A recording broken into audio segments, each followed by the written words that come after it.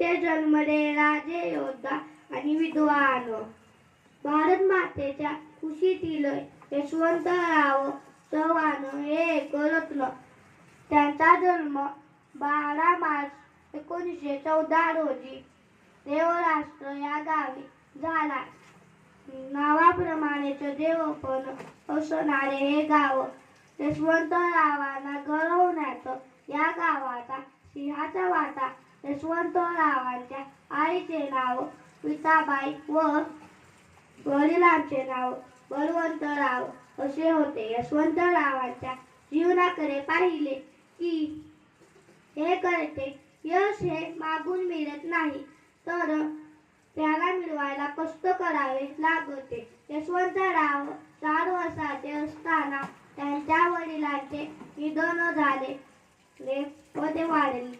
व त्यांचे वडील वारले. मग त्यांचा सांभाळ त्यांच्या आईने केला. ते गरीब होते, पण त्यांची आई संस्काराने श्रीमंत होती. ती यशवंतराव हे म्हणत असे, यशवंता, तू बाहेर हिंडतोस फिरतोस, पण कधी वाईटाच्या नादी लागू नकोस. मी तुला कष्ट करून शिकवेन. जर तू शिकलास तर तुझे दैव मोठे होईल. यशवंतरावांनी 1ली ते 4थी गावात शिकून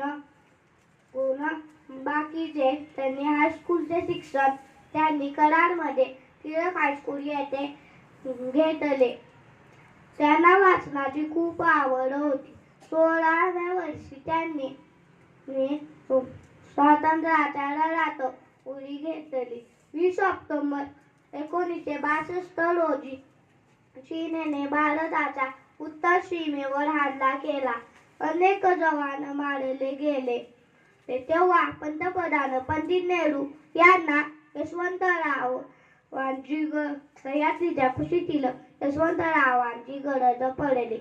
यशवंतराव म्हणाले, हा सह्याद्री हिमालयाच्या रक्षणासाठी वेळ आल्यास छातीचा कोट करेल, पण मागे हटणार नाही. त्यांनी संरक्षण मंत्र्याची भूमिका चोख बजावली आणि यश मिळवले. ते महाराष्ट्राचे पहिले मुख्यमंत्री, गृहमंत्री, अर्थमंत्री होते. ते भारताचे उपपंतप्रधान सुद्धा होते. त्यांनी कृष्णाकांत हे पुस्तक लिहिले. 1984 रोजी ते जगाला दुःख सागरात बुडवून गेले. यशवंता, तू युगायुगाचा प्रणाम तुला उभ्या जगाचा. एवढे बोलून मी माझे भाषण संपवतो. जय हिंद, जय महाराष्ट्र.